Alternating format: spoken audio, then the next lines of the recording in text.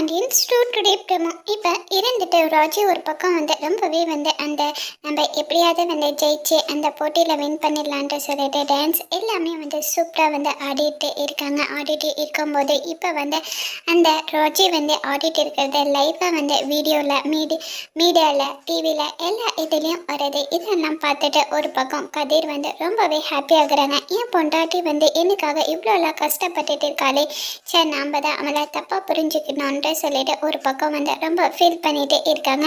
அதுக்கப்புறமா மூர்த்தி இருந்துட்டு போயிட்டு அங்கே கோமதி இங்கே பாருங்கள் ராஜி ஆடிட்டு இருக்கான்ட்டு சொல்லிட்டு சொல்கிறாங்க. ரொம்பவே அழகாக ஆடிட்டு இருக்கான்றாங்க. இப்போ கோவப்பட்டு அந்த ஃபோனையும் உடைச்சிடுறாங்க.